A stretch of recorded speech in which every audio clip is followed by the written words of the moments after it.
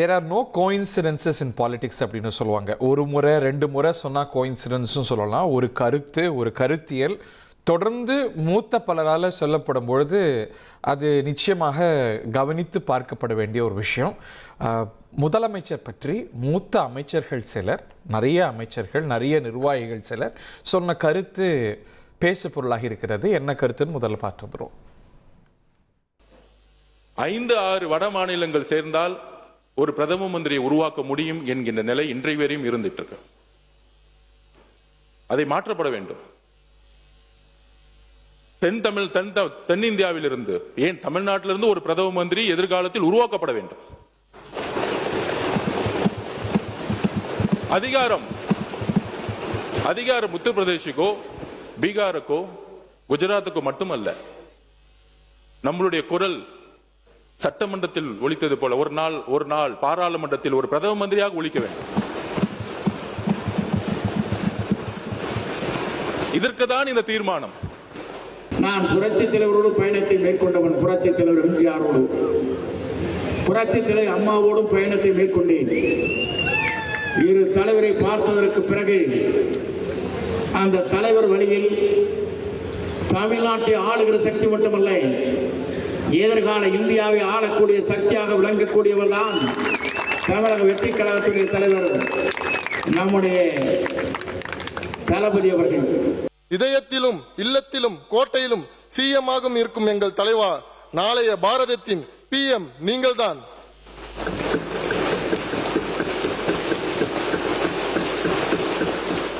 AM PM பார்க்காமல் உழைக்கும் எங்கள் CM-ஏ, நாளைய PM நீங்கள்தான், நாளைய PM நீங்களேதான். இன்றைய CM வருங்கால PM நம்முடைய மாண்புமிகு அதில் எந்த ஒரு மாற்று கருத்து கிடையாது.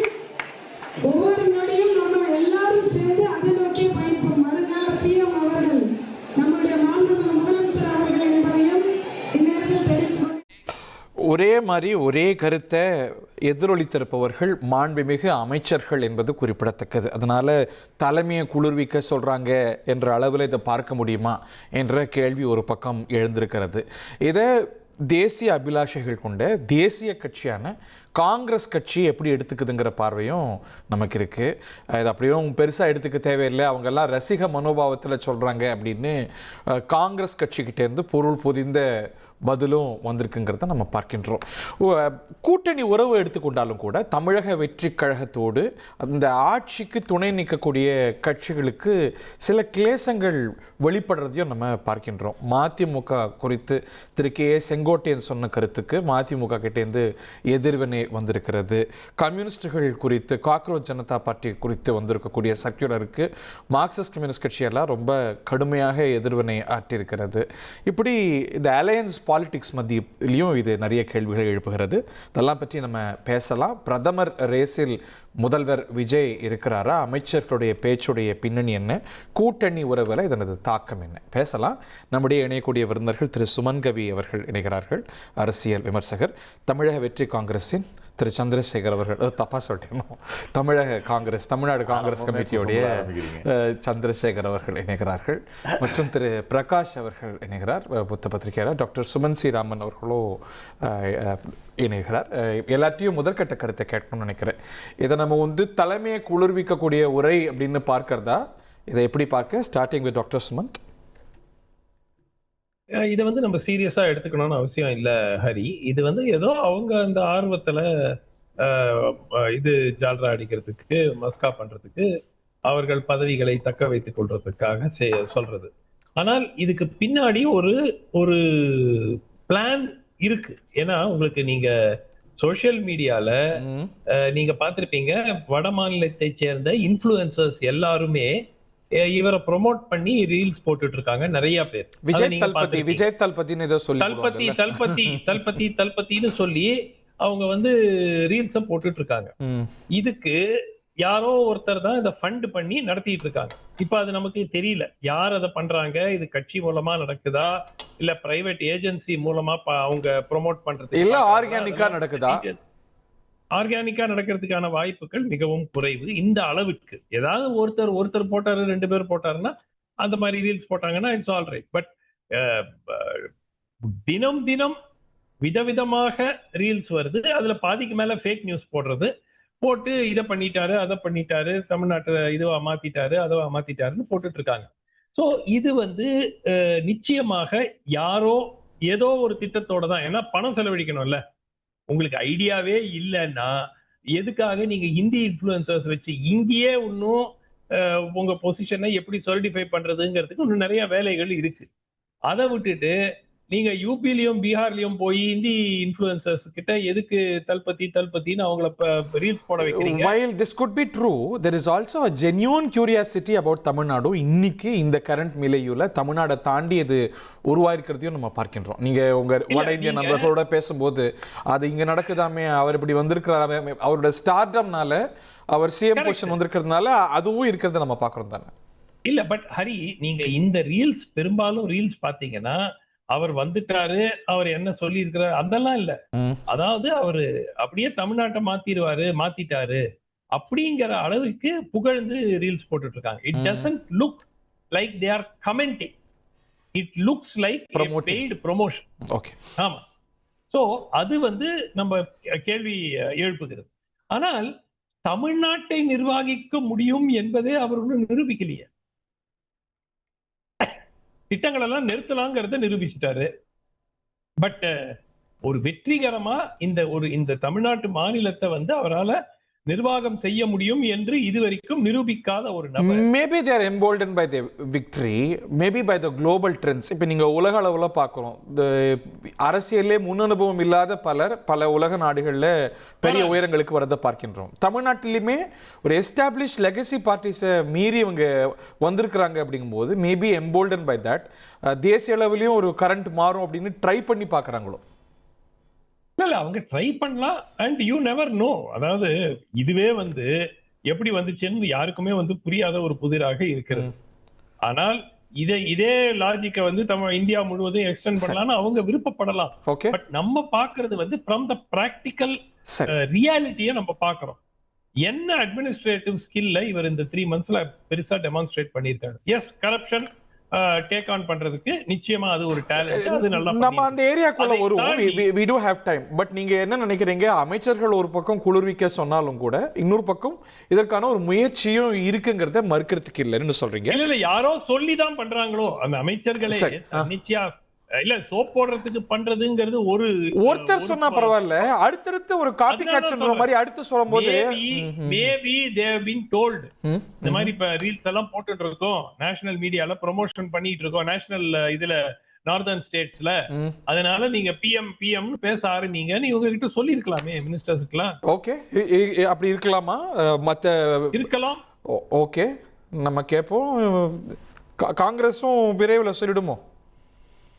இல்லை, முதல்ல அவர் சுமன் சார் சொன்னதில் ஒரு இது அக்செப்டட். இது ஒரு புதிதாக கட்சி ஆரம்பித்திருந்தாலும் கூட ஒரு ஃபேன் பேஸோட ஒரு பெரிய அளவில் ஒரு மாஸ் ஒரு ஹீரோவாக இருந்து இன்றைக்கு முதலமைச்சராக வந்திருக்கிறார்.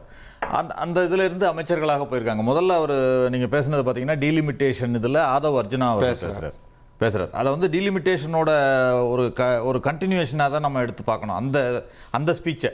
ஏன்னா டீலிமிட்டேஷன்றது அதிகாரத்தை, தென்னகத்தோட அதிகாரத்தை, தமிழகத்தோட அதிகாரத்தை குறைக்கிறது அப்படிங்கிறத ஆரம்பிச்சு அவர் அதை முதல்வரை டீலிமிட்டேஷனை பற்றி திமுகவும் பேசிச்சு, சட்டமன்றங்களில் பேசிச்சு, இந்த மாதிரி ஃபோரம் வச்சு பேசிச்சு. அங்கே யாரும் இது மாதிரி பேசலையா? இல்லை, நீங்கள் அவர்கள் பேசுவதற்கும் வித்தியாசம் இருக்குது. இன்னொன்று, நீங்கள் முதல்வர் ஸ்டாலின் அவர் முன்னாள் முதல்வர் ஸ்டாலின் அவர் முதல்வர் ஆகிறதுக்கு முன்னாடியே பிஎம் ஸ்டாலின் சொல்லிட்டு இந்தியாவை நிர்ணயிக்கக்கூடிய தலைவர்னு சொல்லிட்டு ஒரு ஆங்கிலத்திலேயே புத்தகம் யாரோ எழுதி அன்பகத்தில் வெளியிட்டாங்க. திமுக தலைமையகம் அன்பகத்தில் வெளியிட்டாங்க. அன்பகத்தில் ஜென்சி கூட்டம் கூட நடக்குது. அதுக்கும் எங்களுக்கும் சம்பந்தம் இல்லைன்னு அவங்க சொல்றாங்க. அது இல்ல பிரச்சனை. பட் இன்னைக்கு ஒரு ஆர் ஆசாவோ, துரைமுருகனோ, கே நேருவோ அவங்ககிட்ட ஒரு கோட் எடுக்கவே முடியாது உங்களால. நீங்க ஸ்டாலினை பிரதமராக இல்ல ஏன் எடுக்கல? நீங்க நிறைய பேர் பேசியிருக்காங்க. கோட் நிறைய பேர் இல்ல, எனக்கு சரியா சொல்ல தெரியல. நான் ஹோம்வொர்க் பண்ணிட்டு தான் தெரியல. ஆனால் நிறைய அதிகபட்சமா பேசியவர் நான் பண்ண ஹோம்வொர்க்ல பிடி அரசகுமார், அவர் பவர் ஜெயில இருக்காரு. அது பேசுனது நீங்கள் அதனால சொல்லிடாதீங்க. அதனால இது வந்துட்டாரா தெரியாது, not followed. இல்லை அந்த நேரத்தில் திரு கலைஞர் அவர்கள் எல்லாம் சொல்லியிருக்காங்க. அதாவது ஒரு தேவகவுடா அப்பா அவர் வந்து என் உயரம் எனக்கு தெரியும்னு அவர் அதுக்கு ஒரு முற்றுப்புள்ளி வச்சாருன்னு வச்சுங்களேன். அப்போ கூட டெல்லியில எல்லாம் போஸ்டர் பேனர் வச்சாங்கன்னு பேசப்பட்டது. ஆரம்பத்திலே முற்றுப்புள்ளி வச்சிருக்காங்க. பட் நீங்க அவங்க கூட்டணி தர்மத்தை ஃபாலோ பண்ணியோ இல்ல அவங்க சம்பந்தமே இல்ல, ஒருவர் பேசினா பரவாயில்ல. இப்போ வந்து அடுத்த அமைச்சர்கள் பேசுறாங்க, ஒருவர் பேசுனதுதான் அதுல பிரச்சனை. அதுல ஒருவர் பேச ஆரம்பிச்சதுதான் அதுக்கப்புறம் எல்லாரும் பேசுவாங்க. அவர் இது பிரச்சனைக்குரியதா? பிரச்சனைக்குரியது இல்ல, பிரச்சனைன்ற இல்ல, அது ஃபாலோ பண்ணி எல்லாரும் பேச வைக்கிறார்கள்னு அர்த்தம். இல்ல சார், நீங்க ஒருத்தர் பேசும்போது அதுக்கு இதோட விளைவுகள் என்ன, அலையன்ஸ் பாலிடிக்ஸ்ல அப்படிங்கிறது எல்லாருக்கும் தெரியும். இல்ல ஒண்ணும் தெரியாது. இல்லங்க, இது நமக்கு இல்ல நீங்க அவங்க தடுத்து நிறுத்திக்க முடியும் தானே. நீங்க அரவிந்த் கெஜ்ரிவால் கட்சி ஆரம்பித்த உடனே was it discouraged? No. Is it encouraged? Maybe yes. கேளுங்க, அரவிந்த் கெஜ்ரிவால் கட்சி ஆரம்பித்து உடனே முதல்வரான உடனே இதே பேச்சு தான். அடுத்தது பிரதமர் தான் எல்லா இடங்கள்லயும், இங்கேயும் தமிழ்நாட்டிலையும் அதற்கான கிளை உருவானிச்சு இங்க உள்ளவங்க எல்லாம் எல்லாரும் பேசுனதுதான். அவர் பிரதமர், அடுத்த பிரதமர் வந்து அரவிந்த் கெஜ்ரிவால் தான் அப்படின்னு சொல்லிட்டு பேசுனதுதான். எல்லா இடங்களிலும் அது நடக்கிறது. அதாவது சரத்பவாரை சொல்லலையா, மம்தா பானர்ஜி வந்த உடனே முதல்வராக வந்த உடனே முதல்ல அடுத்தது அவங்களே பேசினாங்க. எனக்கு தகுதி இல்லையான்னு அவங்களே கேட்டாங்க. எனக்கு தகுதி இல்லையா, பிரதமராவது தகுதி இல்லையான்னு கேட்டாங்க. மோடியே வரும்பொழுது நான் வரக்கூடாதான்னு கேட்டவங்க தான் அவங்க. மம்தா பானர்ஜி கேட்டாங்களா இல்லையா? அதனால எல்லோரும் கேட்கக்கூடியது. ஆனால் இந்த பொறுத்த வரைக்கும் நான் என்ன எடுத்துக்கிறேன்னா, ஒரு அதிகாரப்பூர்வமாக தாவேக்காவில் இருந்தோ அல்லது திரு விஜய் அவர்கள் இருந்தோ இது மாதிரி இது எப்படி நம்ம அப்படி கடந்து போக முடியும்? சொல்றவங்க இல்ல. இப்போ அத்தனை சவுண்ட்ஸ் கேட்டோம்ல, அவங்க எல்லாம் மாண்புமிகு அமைச்சர்கள் இருக்கட்டுங்க, தேசிய கொடியை பறக்க விட்டு கட்சியிலும் மிக முக்கியமான பொறுப்புல இருக்கக்கூடிய கூடாதானே. அது எப்படி அதிகாரப்பூர்வமற்ற கருத்துனதை பாப்பீங்க? அது அதிகாரப்பூர்வமற்ற கருத்து தான். என்ன எப்படி விஜய் அவர்களோ இன்னைக்கு ஆதவர்ஜுனா அந்த கட்சியிலே பொதுச் செயலாளர் அந்தஸ்துல இருக்கிறார். அதுதான் சொல்றேன். நீங்க அவர்கள் பேசுவது எல்லாவற்றையும் நீங்க வந்து ஒரு புகழ்ச்சியாகத்தான் எடுத்துக்கொள்ளணும்னு சொல்றேன். நீங்க அப்படி நீங்க பார்க்கலாம், அப்படி பாத்திர முடியுமா? வேற யார் பார்ப்பாங்க சார்? நரேந்திர மோடி வந்து குஜராத் பிரைம் மினிஸ்டரா இருந்து இப்படி தான் ஸ்டார்ட் பண்ணாங்க. குஜராத் சீஃப் மினிஸ்டர் இருந்து இப்படி தான் ஸ்டார்ட் பண்ணாங்க முழுக்க. இன்றைக்கி ரீல்ஸ் போகிறது எல்லாம் பார்த்திங்கன்னா, ஒரு ரீல்ஸ் இப்போது எனக்கு அனுப்பிச்சாங்க. கத்திப்பாரா மேம்பாலத்தை 6 மாதத்தில் கத்திப்பாரா மேம்பாலத்தை 3 மாதத்தில் கட்டி முடிச்சிட்டாரு விஜய். அவர் தான் வந்து இந்தியாவுடைய பிரைம் மினிஸ்டர் ஆகணும். கத்திப்பாரா மேம்பாலத்தை ரொம்ப வருஷத்துக்கு முன்னாடி கட்டி முடிச்சிட்டாங்க. ஆனால் இப்போ ரீல்ஸ் அப்படி தான் போடுறாங்க. கத்திப்பாரா மேம்பாலத்தை 3 மாதத்தில் கட்டி முடிச்சிட்டார் விஜய் அப்படின்னு. பசுவதை தடை, பெண்களுக்கு எதிரான குற்றம்னா ஷூட்டப்பு, உடனடியாக தண்டனை. இவர் தான் வந்து இந்தியாவுடைய பிரைம் மினிஸ்டராக வரணுன்றது தான் ரீல்ஸ். இது வந்து பெய்டு ரீல்ஸு. யார் பண்ணுறாங்க? இது வந்து ஒரு ரசிக மனோபாவத்தோடு பண்ணுறது இல்லை சார். இதுக்கு வந்து பேசுகிறாங்க. ஒரு நம்ம யதார்த்தத்தை பேசுவோம். பெய்டு ரீல்ஸை திமுக போட்டதே இல்லையா, அதிமுக போட்டதே இல்லையா, எல்லா கட்சியும் போட்டிருக்கு சார். பெய்டு ரீல்ஸு யார் வேணா போடலாம் சார். ஆனால் நம்ம பத்திரிகையாளர் ஒருத்தர் போய் அவங்கள கேட்டிருக்காங்க, எப்படிங்க ரீல்ஸ் போடுறீங்களே, எவ்வளோங்க கொடுக்குறாங்க உங்களுக்கு? எங்களுக்கு 60,000 ரூபாய் கொடுக்குறாங்க ஒரு ரீல்ஸ். விஜய் ரீல்ஸ் ஒன்று போகிறதுக்கு 60,000 ரூபாய். அந்த ரீல்ஸை வந்து அந்த பர்டிகுலர் ப்ரெசென்டர் வந்து 1 மந்த்து தான் வச்சுருப்பாங்க அவங்க பேஜில். 60,000 ரூபாய். அப்போ இவங்க கேட்குறாங்க 50,000 ரூபாய்க்கு போடுவீங்களான்னு. முடியாது, 60,000 ரூபாய். இல்லை நீங்கள் சொல்லுங்கள் 50,000 ரூபாய். இப்படி பெய்டு ரீல்ஸ் வந்து கோடிக்கணக்கான ரூபாய் செலவில் உருவாக்கப்படுவது எதற்காக? கோடிக்கணக்கான ரூபாய். ஒரு ரீலுக்கு வந்து 60,000 ரூபாய்னா அதில் வந்துக்கிட்டு இருக்கக்கூடிய ரீல்ஸோட எண்ணிக்கைக்கு அளவே இல்லை. எனக்கு அவ்வளோ இருக்குமான்னு தெரியல, கம்மியாக இருக்கலாம், ஜாஸ்தியாக இருக்கலாம். பட் அது வந்து திட்டமிட்டு செய்யப்படுதுன்னு நினைக்கிறீங்க? ஆமாம், 1,00,000 கூட இருக்கட்டுங்களேங்க, லட்சக்கணக்கான ரூபாயே இருக்கட்டும், கோடி கூட வேணாம், லட்சம் கூட இருக்கட்டும். ஆனால் இவ்வளோ செலவு பண்ணுறது யார்? யாராவது ஒருத்தர் நார்த் இந்தியாவில் இருக்கவங்க, இவருன்னா ஹிந்தி நடிகரா, ரைட்டா, பெரிய ஃபேன் இல்லை, நான் பிளேயிங் தி டெவில்ஸ் அட்வொகேட், அதனால நல்லா வியூஸ் வருதுன்னு சொல்லி ஆர்கானிக்காக போட்டேன். இல்லை சார், ஆர்கானிக்காக இவங்களுடைய மெக்கானிசம் வந்து எப்படின்னா சார், ஆரம்பத்துலேருந்து இவங்களுடைய மெக்கானிசம் வந்து ஒரு விஷயத்தை ட்விட்டரில் வந்து ட்ரெண்டிங்கில் கொண்டு வரணும்னா இவங்க கொண்டு வருவாங்க. இவங்களோட ஹேஷ்டேக் மெக்கானிசம் என்பது நடிகராக இருக்கிற காலகட்டத்திலேருந்து இவங்களுக்கு ரொம்ப பவர்ஃபுல் மெக்கானிசம். அப்படி தான் இவங்க வந்து கேம்பெயினை வந்து கொண்டு போனாங்க, அப்படி தான் நிற்கிறாங்க. ஸோ அதை பண்ணுறாங்க. அந்த ரீல்ஸ்லாம் வந்துக்கிட்டு இருக்குன்ற தகவல் வந்து இங்கே ஃப்ளாஷ் ஆன உடனே தான் ஆதவ அர்ஜுனா பேசுகிறார். அதுக்கப்புறம் பார்த்தீங்கன்னா ஆதவர்ஜுனா ஒன்று பேசுகிறாரு, உடனே நீங்கள் சிஎம் பிஎம்னு சரத் பேசுகிறாரு. அதுக்கப்புறம் இந்த லீவு வருது, 100 சட்டமன்றத்தோட லீவு வருது. அப்போ வந்து 100 நாள் கம்ப்ளீட்டட் விழா வந்து தமிழ்நாடு முழுக்க நடக்குது. அதில் எல்லாரும் பேசுகிறாங்க, சைமல்டேனியஸாக எல்லாரும் பேசுகிறாங்க. So there is a pattern to it அப்படிங்கிறது. You can engage with them as well. இல்லை ஆக்சுவலாக அது பேட்டர்ன்லாம் கிடையாதுங்க. நீங்கள் முன்பெல்லாம் போஸ்டரு, பேனரு, இல்லை இதெல்லாம் இவங்க நீங்கள் சொன்ன மாதிரி கேட்ட மாதிரி ஸ்டாலின் தான் வராரு வந்து நான் கிராமம் வரைக்கும் கேட்டிருக்கேன். கிராமத்தில் சின்ன குழந்தைங்க பாடிக்கிட்டு ஓடினதெல்லாம் கேட்டிருக்கேன். ஸ்டாலின் தான் வராரு, விடியல் தர போறாரு, எல்லாருக்கும் தெரியுங்க. ஸ்டாலின் தான் வராரு, விடியல் தர போறாருன்றது ஒரு கேம்பெயின். இந்தியாவோட பிரைம் மினிஸ்டர் ராகுல் காந்தின்னு ஸ்டாலின் சொன்னது ஒரு கேம்பெயின். இல்ல அது கேம்பெயின். இந்தியாவோட பிரைம் மினிஸ்டர் ராகுல் காந்தின்னு சொன்னது கேம்பெயின். அதுக்கு காம்படிட்டரா இன்னைக்கு விஜய் ஸ்டாலின் தான் வராருன்றது பெய்டு கேம்பெயின் இல்லையா? சொல்லுங்க. ராகுல் காந்தி பிரைம் மினிஸ்டர்ன்றது பெய்டு கேம்பெயினா? அது பெய்டு கேம்பெயின். ராகுல் காந்தி பிரைம் மினிஸ்டர் பெய்டு கேம்பெயினா? பேசுவோம். யதார்த்தத்தை பொலிட்டிக்கல் பார்ட்டி ஒரே கேம்பெயின்ஸ்ல ஒரு பெய்டு காம்பனன்ட்டும் இருக்கு. அது நம்ம இல்லைன்னு சொல்ல நானும் சொல்றேன். பட் அது வந்து ஒரு அவர் கேட்குற கேள்வி என்னன்னா, அப்படி இருக்குன்னு வச்சுப்போம், அது எலெக்ஷன் சமயத்தில் எல்லா கட்சிகளும் இந்த முயற்சிகளில் ஈடுபடுவாங்க. ஒரு போஸ்ட் எலெக்ஷன் சினாரியோல இருக்கும். இன்னைக்கு இதுக்கான என்ன தேவை இருக்கு? மேபி 29 நோக்கி பில்ட் பண்றாங்களா? சார் மாணிக்கம் தாக்கூர் ஏன் சார் ரியாக்ட் பண்ணல? மாணிக்கம் தாக்கூர் ஏன் சார் ரியாக்ட் பண்றாரு? இன்னும் 3 வருடங்கள் இருக்குங்க. பாராளுமன்ற தேர்தலுக்கான இது வந்து 3 வருடம். அதுக்கு அடித்தளம் இடுறாங்களா? அடித்தளம் இப்ப போட்டாலும் நிக்காது. அவர் என்ன சொல்றாரு, நரேந்திர மோடி வந்து சிஎம் டு பிஎம் வரதுக்கு முன்னாடி 2010-11 இருந்து இந்த பேச்சுகள் ஆரம்பிச்சு. அதுக்கப்புறம் தான் அடுத்து மெல்ல தெரிஞ்சு ஒரு 2 இயர்ஸ் பிஃபோர் தான் அதை ஆரம்பிச்சாங்க. 2012 இருந்து ரொம்ப எஃபெக்டிவா போச்சு. பட் அதுக்கான அடித்தளம் வந்து குஜராத் அப்படியாமே இப்படியாமே சொல்றேன். அதுவும் பொய்யா தான் அவங்க கேம்பெயின் பண்ணாங்க. நிறைய பொய்யா கேம்பெயின் பண்ணாங்க பிஜேபி. ஐ அம் நாட் அது எது உண்மை இது உண்மையா அது உண்மையாங்கிறதுக்குள்ள போல அது போல இங்க வந்து அதுக்கான அறிகுறிகள் தென்படுது. சார் ஒரே ஒரு கேள்வி தான் சார், காங்கிரஸ்காரருக்கு வந்து why Manickam Tagore reacted negatively to it? ராகுல் காந்தி சொல்லனா நீங்க சிஎம்ஏ ஆயிருக்க முடியாது, மந்திரி ஆயிருக்க முடியாது. இல்லங்க நெகட்டிவ் இருக்குறது நெகட்டிவா தான் சொன்னாரு. இல்ல இப்ப நீங்க சந்திரசேகர் என்ன சொல்றீங்க, அது மாதிரி எல்லாம் மம்தா பானர்ஜி பண்ணாங்க, சரத் பவார் சொன்னாங்க. அப்படி மாணிக் தாக்கூர் பார்க்கலையே, நாங்க எல்லாமே நீங்க ஆட்சிக்கு வந்திருக்க முடியாதுங்கிற துணி தானே இருக்குல்ல. அந்த நேரத்துல கேட்கப்பட்ட நீங்க என்ன கேள்வி கேக்குறீங்களோ அதுக்கு தான் நான் பதில் சொல்ல முடியும். இல்ல திரு மாணிக் தாக்கூர் 1000 கேள்விகளை பார்த்தவர். அவருக்கு வந்து ஏன் ஜோதிமணி ரியாக்ட் பண்ணீங்க? ஏன் ஜோதிமணி கேள்வி கேக்குறீங்களோ அதுக்கு தான் நான் ரியாக்ட். ஏங்க ஜோதிமணி ரியாக்ட் பண்ணா வாலண்டியரா நான் ரியாக்ட் பண்ண முடியாது. அதுக்கு ஜோதிமணி எதுங்க ரியாக்ட் பண்ணாங்க? இது நடந்ததுதான். நீங்க கட்சியே கூட ஏங்க டிஆர்எஸ் வந்து பிஆர்எஸ் ஆனது எதனால? அகில இந்தியா கட்சியா மாறணும், ஆல் இந்தியால வரணும். அது வந்து உங்க அன்னைக்கு உங்களோட அலை கிடையாது. If I am not mistaken அலை இருக்கு இல்ல. பட் இன்னைக்கு you are an alliance with them. இன்னும் சொல்ல போனா நீங்க ஆட்சியில் அவங்களோட பங்கு கொண்டிருக்கீங்க அப்படிங்கும்போது உங்களுடைய அபிலாஷைகளும் அவங்க வெளிப்படுத்துற அபிலாஷைகளும் they are contradictory to each other. இன்னொரு விஷயம் எடுத்துக்கிட்டீங்கன்னா திரு ராகுல் காந்தி அவர்களே இதை எளிதா எடுத்துப்பாருன்னு நினைக்கிறேன். ஏன்னு வச்சுங்க, அவரே கூட நான் பிரதமர் வேட்பாளர்னு அறிவிச்சு நிக்கல, எங்கேயுமே காங்கிரஸ் கட்சி நிக்கல. நான்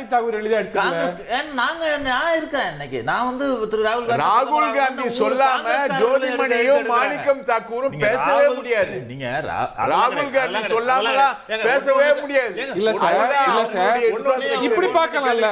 இப்ப இந்த மந்திரி எல்லாம் ராஜா பேசுறதெல்லாம் டிஎம்கே உடைய கொள்கைதான். ஆராசா பேசுறது திமுக உடைய கொள்கைதான். பச்சை பச்சையா திட்டுறதெல்லாம் எல்லாம் பச்சை பச்சையா திட்டுறாரு. அவர் பச்சை பச்சையா திட்டினாலும் ராகுல் காந்தியும் விஜயும் நகமும் சதையும் பிரவீன் சக்கரவர்த்தின்னு ஒரு கேரக்டர் நடுவுல இருக்கு. ராகுல் காந்தி சொல்லாம ஜோதிமணியும் சொன்னீங்கல்ல மாணிக்கம் தாக்கூரும் ரியாக்ட் பண்ணவே முடியாது. அவங்க கட்சியே இல்ல, அவங்க கட்சியில இருக்கவே முடியாது. நான் கூட சொல்றது எல்லாம் ஸ்போக்ஸ் பர்சனா இருந்தா கூட காங்கிரஸ் கட்சியை பொறுத்த வரைக்கும் எல்லோருக்கும் எல்லாம் பேசுவதற்கான உரிமை இருக்கு. நீங்க அது வந்து அது ஸ்டாலின் பொலிட்டிக்கல் சொல்றாரு. பார்ட்டி கிடையாது காங்கிரஸ். It's a platform. அது தெரியும். பிளாட்ஃபார்ம் கிடையாது. It is a platform. நீங்க அது மாதிரி எல்லாம் சொல்றது உங்களுக்கு உரிமை கிடையாது. அப்போ ராகுல் காந்தி சொல்லாம மாணிக்கம் தாக்கூர் பேசினாரு நீங்க சொன்னீங்கன்னா நீங்க it is platform not a political party, it is a platform. நீங்க பிளாட்ஃபார்ம்ல நின்னு பேசுறீங்களா? இல்லங்க, நீங்க எங்க இருந்து நான் ஒரு பேசுறீங்க? பிளாட்ஃபார்ம்ல இருந்து தான் பேசுறேன். அதாவது அது வந்து என்னன்னா மக்களுடைய பிளாட்ஃபார்ம். அது வந்து மக்களோட பிளாட்ஃபார்ம், மக்களுடைய பிளாட்ஃபார்ம். ராகுல் காந்தி இல்லனா மாணிக்கம் தாக்கூர் பதவியிலே இருக்க முடியாது. காங்கிரஸ் கமிட்டியோட தமிழ்நாடு காங்கிரஸ் கமிட்டி தலைவராக நான் இல்ல சார், ஃப்ரீடம் இருக்குங்க. ஃப்ரீடம் டு ஸ்பீச் வந்து காங்கிரஸ்ல மட்டும் தாங்க அதிகம் இருக்கு. இந்தியாவிலே எடுத்துக்கிட்டீங்கன்னா பிரைம் மினிஸ்டர் யாரும் சூஸ் பண்ற ஃப்ரீடம் மாணிக்கம் தாக்கூருக்கு இருக்கா? நாங்க சொல்லுவோங்க. மாணிக்கம் தாக்கூருக்கு இல்லங்க, கிடையாது, யாருக்குமே கிடையாதுன்ற. அப்போ விஜய் கட்சி இருக்கு. யாருக்கு எங்க அவருக்கு அலையன்ஸ்ல இருக்கிற விஜய் கட்சி இருக்கு. அவர் கட்சிக்கு சொல்லலாங்க. அவர் ஸ்டேட் பார்ட்டிங்க. இது அலையன்ஸா சொல்லல. இது ஒரு அலையன்ஸ் பார்ட்னர்ஸா இருந்து கூட்டணி இருந்து சொல்லிருந்தாங்கன்னா ஒரு கூட்டணி இருந்தா சொல்றாரு. இல்ல நீங்க ரெண்டு பேரும் கூட்டணி உறவுல இருக்கீங்கல்ல? இருக்கட்டுங்க. இருந்தா என்ன இருக்கு? அடுத்த பார்லிமென்ட் தேர்தல் வரைக்கும் உறவு இல்ல சார். அவரோட பாயிண்ட் என்னன்னா, இன்னைக்கு இந்தியா கூட்டணியோடைய எக்ஸ் காம்பனன்ட், ஃபியூச்சர் காம்பனன்ட், இன்றைய காம்பனன்ட்ல பலருக்கு பிரைம் மினிஸ்டர் ஆம்பிஷன்ஸ் இருந்திருக்கு.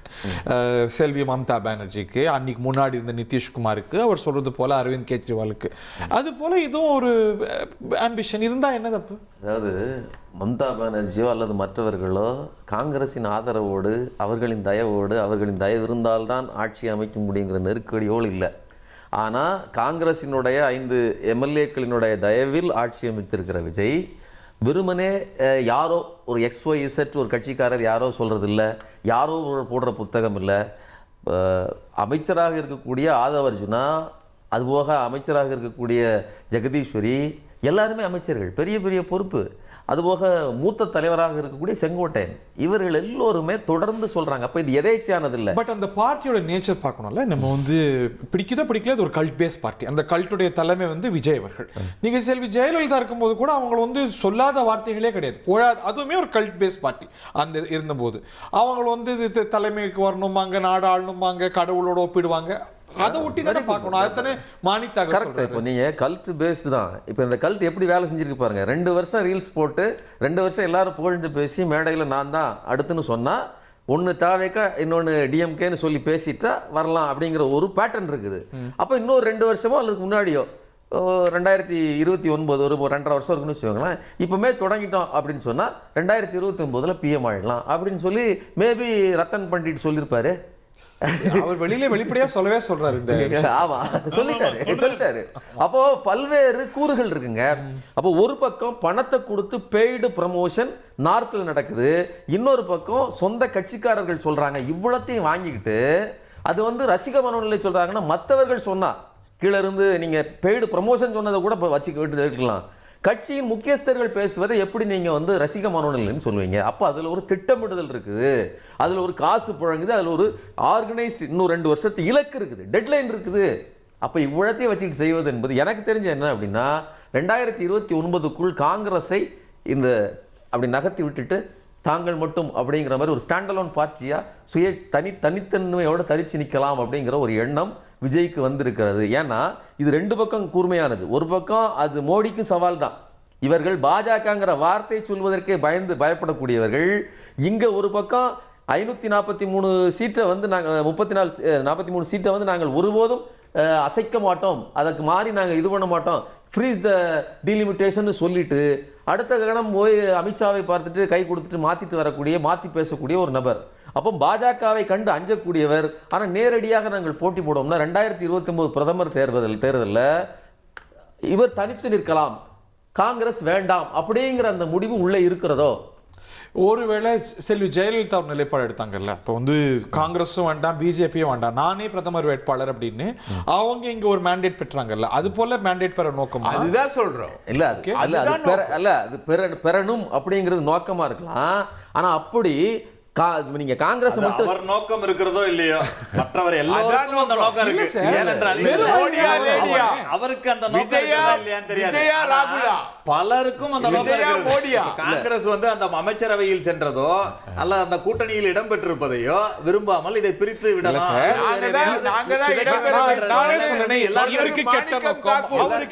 எல்லாருக்கும் தான் பேசுற மந்திரிகளுக்கு அவங்க வந்து விஜயை புகழும் நோக்கம் மட்டும்தான் இருக்கு.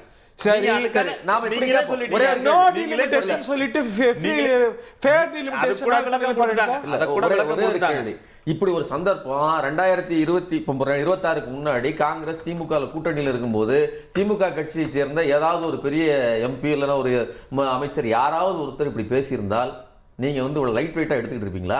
ஏன் ஸ்டாலின் ராகுல் அவர்களை காந்தி நிறைய பேர் பிரதமரா ஏன் முன்மொழிஞ்ச சொல்லிட்டு திமுக எங்க?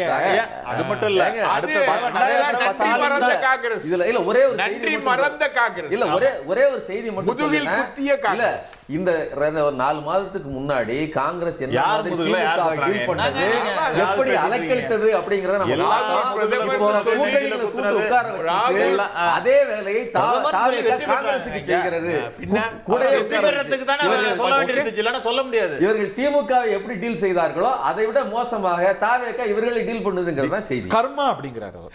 நான் அப்படி சொல்லலைங்க. அப்படி சொல்லல. அதான் சொல்றேன். அதெல்லாம் நம்ப அதான் மாட்டேன். பலருக்கு பல விதமான இல்ல. ஆசைகள் இருக்கிறது. இல்ல, நீங்க காங்கிரஸ் என்ன- காங்கிரஸ் நீங்க- மீதான நீங்க- வன்மம் நிறைய நீங்க பேருக்கு இந்த பக்கம் இருக்கு. இருந்துகிட்டு நிறைய தாவேக்கா பேருக்கு இருக்கு. இருக்கா? உங்களுக்கு கொஞ்சம் இருக்கான்னு இல்ல, தெரியல. மாணிக்கம் தாகூர் ஒரு BMW காரை போட்டு எல்லார் மேலயும் வன்மம் இருக்கு. இல்ல, சமமா பலருக்கு இருக்கு. இருக்கு. இல்ல, இல்ல, பலருக்கு வந்து அதான் காங்கிரஸ் மேல இந்த வன்மம் இருக்கு. நாற்காலியில இல்ல, இருக்கு. மாணிக்கம் தாகூர் ஒரு பென்ஸ் காரை போட்டு அந்த குழந்தை ஒண்ணு அதை நான் எப்ப என்னைக்காவது அடைவேன்னு சொன்னதன் பொருள் என்ன? இந்த முதலமைச்சர் அமைச்சர் நாட்காரியை பெறுவேன்னு அர்த்தம். ஆனால் விஜயை வச்சுக்கிட்டு விஜய்கிட்ட வச்சுக்கிட்டு நீங்க அதை பேச முடியாது. ஆனா காங்கிரஸ் வந்து அதை செய்தது. அதற்கு பதிலாக இன்னைக்கு இவர்கள் செய்கிறார்கள். ஓகே, இடைவெளிக்கான தருணம் திரு காமேஷ் அவர்கள் இணைகிறார் தமிழ்நாடு இளைஞர் கட்சியின் சார்பா. ஒரு டீசர் கொடுத்துருக்க, நம்ம பிரேக்குக்கு போயிடலாம். பிரதமர் வேட்பாளரா விஜய், இது வந்து நம்ம சீரியஸா எடுத்துக்கூடாதா? நிஜமாலே வாய்ப்பு இருக்கா? Kamesh, good evening. காலத்தின் இது ஹலோ எஸ் எஸ் கேக்குதா? ஆஃப்டர் பிரேக்கா? இல்ல நீங்க இப்போ ஒரு டீசர் கொடுத்துருங்க, பிரேக் அப்புறம் ஃபுல் பிக்சர் பார்க்கலாம். அப்படியா? ஆமா. விஜய் அண்ணாவை வந்து ஹலோ எஸ் எஸ் எஸ் நல்லா கேக்குது. ஓகே, முதலமைச்சர் ஆக்கிய விஜய் அண்ணாவுக்கு ஆக்கிய ஜான் சாருக்கு வந்து வாழ்த்துக்கள், அட்வான்ஸ் வாழ்த்துக்களை நான் இப்பவே தெரிவிச்சுக்கிறேன். என்ன புரியல? அட்வான்ஸ் வாழ்த்துக்கள் எதுக்கு? ஜான் இல்ல சார், இந்த டாபிக்ல நீங்க வரீங்க. ஆ, சோ முதலமைச்சர் ஆக்கின சஃபாலஜிஸ்ட் ஜான் ஆரோக்கியசாமி சாருக்கு வாழ்த்துக்கள், இப்ப அட்வான்ஸ் வாழ்த்துக்களை தெரிவிச்சுக்கிறேன். ஓகே, இதுதான் teaser. டீசர் அவ்வளவுதான் சார் சொல்ல முடியும். ஓகே, நான் எதுக்கோ அட்வான்ஸ் வாழ்த்துக்கள் சொன்னீங்களே, எனக்கு சரியா புரியல காமேஷ்.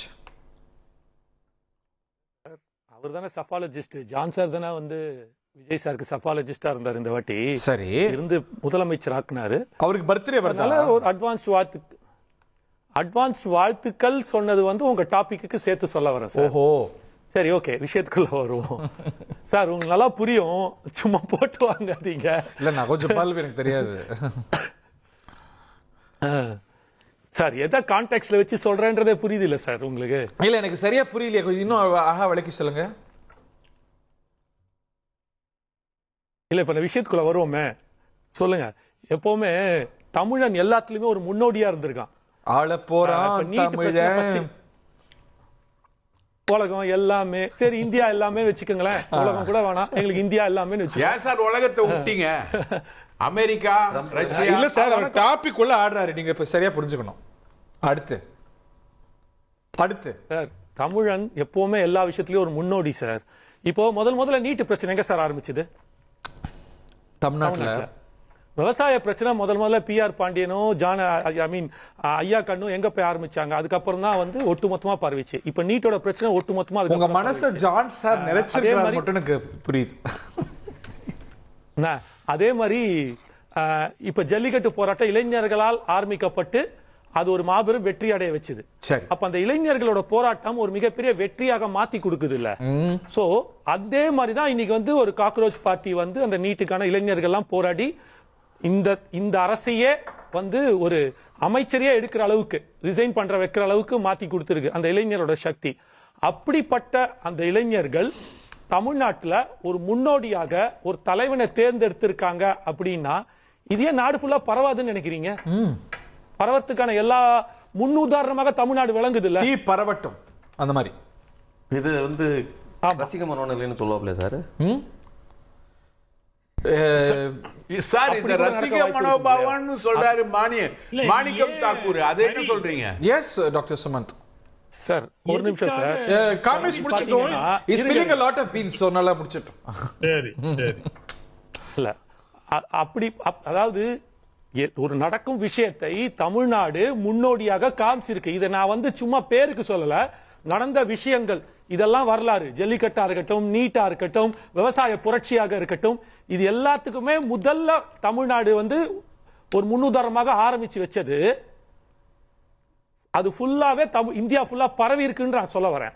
அந்த பாயிண்ட்ல நீங்க பார்க்கும்போது 2 திராவிட அரசியலை ஜெயிக்கவே முடியாது. பிரகாஷ் சார்லாம் சொல்லும்போது சொன்னார், சார் அவர் என்ன அட்லீஸ்ட் ஒரு டெபாசிட் வாங்குவாரா பெரம்பூர்ல அப்படின்னு பேசினவர் தான். இங்க வெறும் ரீல்ஸ் மோகத்துலலாம் வந்து அரசாங்கம் பண்ண முடியாது சார். ஒரு 5 சீட்டு முக்கி இப்படி எல்லாம் பேசினவங்க இன்று இப்ப அடுத்த கேள்வி வரும். ஒரு ஸ்டேட்ல இருக்கிற கட்சி, ஒரு ஸ்டேட்ல மட்டும் அமைப்பு இருக்கிற கட்சி எப்படி நாடாள முடியும் அப்படின்னு அதை எப்படி எதிர்கொள்வீங்க சார்? அவர் வந்து கிட்டத்தட்ட நீங்க வெறும் தமிழ்நாட்டுல மட்டும் இல்ல சார். இதுக்கு நான் இன்னொரு உதாரணம் சொல்றேன். பிரசாந்த் கிஷோர் 11 முறையில் 9 முறை முதலமைச்சர்களை வென்று கொடுத்த ஒரு சஃபாலஜிஸ்ட், த பெஸ்ட் சஃபாலஜிஸ்ட் இன் இந்தியா அப்படின்னு பேர் வாங்கின பிரசாந்த் கிஷோர் என்ன சொன்னார்னா, விஜய் அண்ணாவோட ஆதரவு எனக்கு தான் தேவை. பீகார்ல அவர் வந்து பிரச்சாரம் பண்ணார்னா எனக்கு வெற்றி வாய்ப்பு அதிகமாக இருக்கு. என்னோட எந்த உதவியுமோ எந்த ஒரு ஸ்ட்ராட்டஜியும் அவருக்கு தேவைப்படாது தமிழ்நாட்டில் அப்படின்ற அளவுக்கு அவர் தெளிவுபடுத்துறாரு. சரிங்களா? இந்த பாயிண்ட். ரெண்டாவது, விஜய்னாவை பொறுத்த மட்டும் நீங்க எடுத்தீங்க அப்படின்னா தமிழ்நாட்டை விட கேரளால அவருக்கு மிகப்பெரிய ஒரு ரசிகர்கள் இருக்காங்க. அங்கேயுமே பாத்தீங்கன்னா தளபதி விஜய் மக்கள் இயக்கம் வந்து இது பண்ணிட்டு இருக்காங்க. இங்க மட்டும் இல்ல, மகாராஷ்டிரால இருக்கு, ஆந்திரால இருக்கு, கர்நாடகால இருக்கு, இந்தியாவில் இருக்கிற எல்லா மாநிலத்திலுமே நீங்க பாத்தீங்கன்னா அவரோட தளபதி விஜய் மக்கள் இயக்கம் இருக்கு. இது டோட்டலாவே கொண்டு போயிருக்காரு, டோட்டலா பண்ணியிருக்காங்க. அது வந்து வேற. ஆனா அவர் தமிழனாக முன்னிறுத்தினது தமிழக வெற்றி கழகம் தான். சோ அந்த பாயிண்ட்ல நம்ம பாக்குறோம். இதெல்லாம் தாண்டி ஒரு தமிழன் பிரதமரான எல்லாரும் சந்தோஷப்படணும் இல்ல? ஏன் எல்லாருமே வந்து அந்த இடத்துல இருக்கிறவங்க வாழ்த்து சொல்லுங்களேன். ஃபர்ஸ்ட் நடக்கட்டும், பாசிட்டிவா சொல்லுங்க. வாழ்த்து சொல்லலாமே. வரட்டும், வாழ்த்துக்கள். இது வந்து ஒரே ஒரு நிமிஷம் சொல்லிடுறேன். இந்தியா டெமோக்ராட்டிக் தெரியும், நம்ம சரிதான். அது என்ன இருக்கு டாக்டர் சுமன்? இப்போ வந்து இது வந்து it is no more a stray opinion. இதுக்கு வந்து ஒரு ரோட் மேப் இருக்குங்கிற மாதிரி தான் ஒரு எண்ணம் வருது. முதல்ல நம்ம ரீல்ஸ்னுடைய தாக்கம் நம்ம ஷோக்கு வரைக்கும் வந்துருச்சு. பிரசாந்த் கிஷோர் வந்து விஜய் வந்து பீகார்ல கேம்பெயின் பண்ணணும் அப்படின்னு அவர் சொல்லவே இல்ல. சொன்னாரு டாக்டர், என்னோட இன்டர்வியூல தான் சொன்னாரு. இன்டர்வியூல சொன்னாரு. இல்ல ஒரு நிமிஷம். விஜய் வந்து கேம்பெயின் பண்ணாதான் எனக்கு பீகார்ல ஜெயிக்க முடியும் அப்படி சொல்லல. he is extremely popular in Bihar. மத்தியான நேரத்துல விஜய் படத்தை இல்ல அவருடைய கேம்பெயின் வந்து எனக்கு பலன் அளிக்கும், பீகார்ல அவர் பாப்புலர்னு சொன்னார். so I think அவர் popular. that was Kamesh's one more thing. Hari, my point is simple. Why restrict to India? Why not US president, ஐநா சபை தலைவர், இந்த மாதிரி கூட நம்ம ட்ரை பண்ணலாமே. எதுக்கு இந்தியாவோட ரெஸ்ட்ரிக்ட் பண்ணணும்? நீங்க பேசுறது இல்ல துடுக்கான பேச்சு இல்லைங்க, நிஜமா சொல்றேங்க.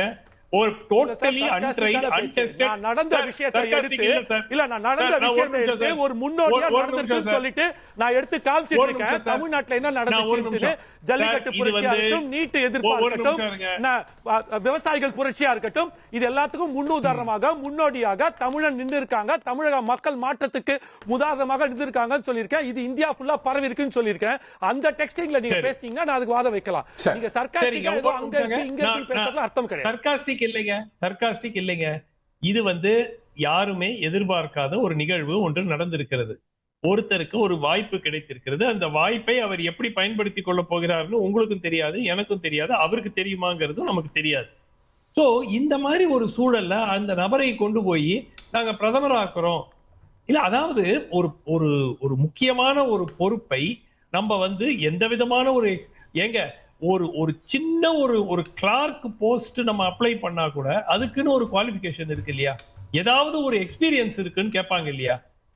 பிரதமர் போஸ்ட்ங்கிறது அப்படி உங்களுக்கு கொச்சப்படுத்துற அரசியல்ல முன்னனுபவமே இல்லாத the constitution says இப்ப வர சார் ஹரி சார் ஒரே ஒரு நிமிஷம் டைம் கொடுங்க please. Constitution can say anything sir. யார் வேண்டுமானாலும் Constitution says யாரு வேணாலும் எந்த பொறுப்புக்கு வரலாம். ஏன் தெரியுமா அது கொடுத்திருக்காங்க? ஒரு கிளர்க் ஆகிறதுக்கு கூட மினிமம் 10வது படிச்சிருக்கணும். ஆனா நாட்டுக்கே தலைவராகிறதுக்கு மக்களுக்கு சேவை செய்கிற எண்ணமும் நேர்மையும் நீதியும் இந்த நாட்டை வழி நடத்தக்கூடிய இந்த சமுதாயத்தை அதாவது வந்து வளர்க்கறதுக்கு அந்த எண்ணம் இருந்தா போதும் அந்த கான்ஸ்டிடியூஷன்ல சொல்லியிருக்கே தவிர எங்கேயுமே படிச்சுட்டு இந்த தகுதியில வரணும்ன்ற கிடையவே கிடையாது. அனுபவம் இருக்கணுங்க. ஒரு பதவினா ஒரு 10 வருஷம் 5 வருஷம் எதுக்காவது உழைச்சு அந்த அடுத்த கட்டத்துக்கு போகணுங்க. நீங்க சொல்றது அபத்தமா இருக்குது. டாக்டர் சுமந்த், நீங்க அமெரிக்க ஜனாதிபதி சொன்னீங்கல்ல, நீங்க அமெரிக்க ஜனாதிபதி சொன்னீங்கல்ல, எந்த அரசியல் அனுபவம் இல்லாத டொனால்ட் ட்ரம்ப் அமெரிக்க ஜனாதிபதி ஆனார். இல்ல ஒரு நிமிஷம் இருங்க ஹரி. அதை நான் முழுமையா ஏத்துக்க மாட்டேன். Donald Trump has been connected with politics for 20 years. அவர் as a candidate கடைசியில வராரு. அந்த இஷ்யூ இருக்கலாமே தவிர அவர் எல்லா அரசியல் நிகழ்வுகளிலும் அவருடைய தலையீடு பல ஆண்டு காலமாக கருத்து சொல்லியிருக்கிறார். அவ்வளவுதான். அவர் காங்கிரஸ்மேனா இருந்திருக்கிறாரா, செனட்டரா இருந்திருக்கிறாரா, கவர்னரா இருந்திருக்கிறாரா? ஹரி, நீங்க இப்போ அமெரிக்காவின் நிலை எப்படி இருக்கு? நல்லா இருக்கா? அது சரி, நான் சூப்பரா பண்ணிருக்காரு. இல்ல நான் ஒரே ஒரு பாயிண்ட் தான் ஹரி. எதுவாக இருந்தாலும் வாழ்க்கையில் அதற்கு உழைத்து அதனுடைய பலனை அனுபவிக்க வேண்டும்ங்கிறது தான் நம்ம சின்ன வயசுல இருந்து எல்லாரும் கத்துக் கொடுக்குறாங்க. சோ நான் ஸ்ட்ரெயிட்டாவே நான் இப்ப இதே ஒரு 10 வருஷம் முதலமைச்சராக இருந்து சிறப்பான ஒரு கவர்னன்ஸ் கொடுத்து அதுக்கப்புறம் அவர் பிரதமர் ஆக விரும்புவதுங்கிறது டோட்டலி நியாயம். அதை யாருமே அதை தட்டி கேட்க முடியாது. ஆனால் 3 மாசம் ஆயிடுச்சு. அதுவும் என்னை பொறுத்த வரைக்கும் ஒரு ஃப்ரீக் விக்டரி, ஒரு ஃப்ளூக் விக்டரி. அதை பயன்படுத்தி கொண்டு அடுத்த கட்டத்துக்கு நான் இன்னொரு 6 மாசத்துல நான் பிரைம் மினிஸ்டர் ஆயிருவேன் பேசுறதுங்கிறது தமிழ்நாட்டுக்கு முதல்ல நல்லது செய்யுங்க சார். முதல்ல தமிழ்நாட்டுக்கு கவர்னன்ஸ் கொடுங்க. இப்போ திட்டத்தை எல்லாம் நிறுத்திட்டு இருக்காரு. திட்டத்தை எல்லாம் எப்ப ஆரம்பிப்பாருன்னு தெரியல. காமேஷ், நான் மற்றவங்கள்ட்டே போறேன். காமேஷ், நீங்க தமிழ்நாட்டை மாற்றத்துக்கு வந்திருக்கீங்க. இதுக்கே பெரிய முயற்சி தேவை. அதுக்குள்ள அடுத்ததுக்கு போறீங்க. இல்ல சார், இப்போ சுமந்த் சார் என்னவா சொல்றாரு அப்படின்னா, குறைஞ்சது ஒரு 10 வருஷம் மினிமம் 15 வருஷம் மோடி மாதிரி காட்டுங்கன்னு அவர் சொல்லி காட்டுறாரு. நான் என்ன சொல்றேன், மோடியே இல்ல மன்மோகன் சிங் 40 வருஷம், அடல் பிஹாரி வாஜ்பாய் 35 வருஷம், எல்லாரும் இந்திரா காந்தி 20 வருஷம், ராஜீவ் காந்தியை தவிர எல்லாரும் கிட்டத்தட்ட 30-40 ஆண்டு காலம் உழைத்துத்தான் பிரதமர் ஆகியிருக்கிறார்கள். யாருமே இன்னைக்கு நாளை காலையில பிரதமர் ஆகல. கேட்போம் காமேஷ் சார். ஒரு நிமிஷம் சார். நீங்க சொன்னது எப்படி இருக்குன்னா, அப்ப ஒரு 30 வருஷம் உழைக்கணும் பிரதமர் ஆகுதுக்குன்னா ஒரு 10 வருஷம் உழைக்கணும் முதல்வர் ஆகுதுக்குன்ற மாதிரி இருக்கு. ஏன்னா இங்க விஜய் நான் டைரக்டா ஒரு எம்எல்ஏ ஆகும்போதே முதலமைச்சரா உள்ள வந்திருக்காரு சார். பாயிண்ட் குள்ள வருவோம் நம்ம. இட் இஸ் a question என்னன்னா சார், அந்த காலத்துல சார் இன்னைக்கு எவல்யூஷன் சொசைட்டிலையும் வேர்ல்டுலயும் எவல்யூஷன் மாறிக்கிட்டே இருக்கு. குயிக் சேஞ்சஸ் போய்கிட்டே இருக்கு. நீங்க அந்த பாயிண்ட்ல வரணும். அது அப்படி நடந்துச்சு, இது இப்படி நடந்துச்சுன்னு வரலாறு பேசுற இடம் இங்க இல்ல. நாங்க என்ன தெளிவுபடுத்துறோம் அப்படின்னா, எஸ் வந்தாரு, எனக்கு ஒரு 15 நிமிஷம் டைம் தரீங்களா, இந்த 100 நாள்ல என்னென்னலாம் செஞ்சிருக்காங்க நான் உட்காந்து ரைனா சொல்லிக்கிட்டே வரேன். என்னென்னலாம் பண்ணிருக்காங்க. ஊழல் மலிஞ்சிருக்கு. ஒரே ஒரு விஷயம் வைக்கிறேன், லைவாக சட்டசபையில கொடுத்திருக்காரு. அந்த மக்கள் இன்று நான் பார்த்தேன், நான் ஒரு வீட்டுக்குள்ள போய் பாக்குறேன், அந்த இடத்துல ஒரு பொம்பளைங்க உட்கார்ந்துகிட்டு சீரியல் பார்த்திருந்த பொம்பளைங்கள், கேம் ஆடிட்டு இருந்த பசங்க இன்னைக்கு சட்டசபையில என்ன நடக்குதுன்னு பாக்குறாங்க. அரசியல் பக்குவம் கொண்டு இருக்காங்க. அப்ப ஃப்ளுக்ரா ஜெயிச்சாருன்னா 1,72,00,000 மக்கள் ஓட்டு போட்டது நீங்க என்னவா சொல்றீங்க? அப்போ அந்த மக்கள் தீர்ப்பு எப்படி எடுக்கிறீங்க? நீங்க அழகா சொல்றீங்க. இப்ப இந்த டெல்லியில எல்லாம் இப்போ பீகார்லாம் விஜய் தளபதின்னு போறாங்களா, அதெல்லாம் ஒரு கான்சென்ட்ரேட் கேம்பெயின் தானா சார்? நான் என்ன கேக்குறேன், அது எனக்கு தெரியாது சார். அப்ப 75 லட்சம் பேர் பாக்குறான் சார். அப்ப ஒருத்தருக்கு இவ்வளவு பே பண்றாங்க அப்படின்னா என்னன்னு நீங்க எடுப்பீங்க? அப்ப இந்தியா ஃபுல்லா என்ன அப்ப தாவேகா கிட்டத்தட்ட ஒரு 10,000 கோடி செலவு பண்ணுதா? இந்தியா ஃபுல்லா ஒரு ரீல்ஸ்க்கு 6,000, 10,000, 50,000. Okay Chandrasekhar sir, can you prove it? நீங்க இது ஆரம்பிச்ச is there anything to prove that? Point taken. We don't have any proof. It's been paid. யார்ட்டையும் ப்ரூஃப் இல்ல. ஓகே, நான் வர்றேன். சந்திரசேகர் சார், நீங்க எப்படி ஆரம்பிச்சீங்க? சார், காக்ரோச் ஜனதா பார்ட்டின்னு ஒரு பார்ட்டி, காக்ரோச் ஜனதா பார்ட்டின்னு ஒரு பார்ட்டி. ஒரே நிமிஷம் ஹரி சார், இந்த இதுக்கு மட்டும் நான் பதில் சொல்லிடுறேன். சொல்லுங்க. இதுக்கு மட்டும் நான் பதில் சொல்லிடுறேன். காக்ரோச் ஜனதா பார்ட்டின்னு ஒரு இது அவங்க யாருன்னே தெரியாது.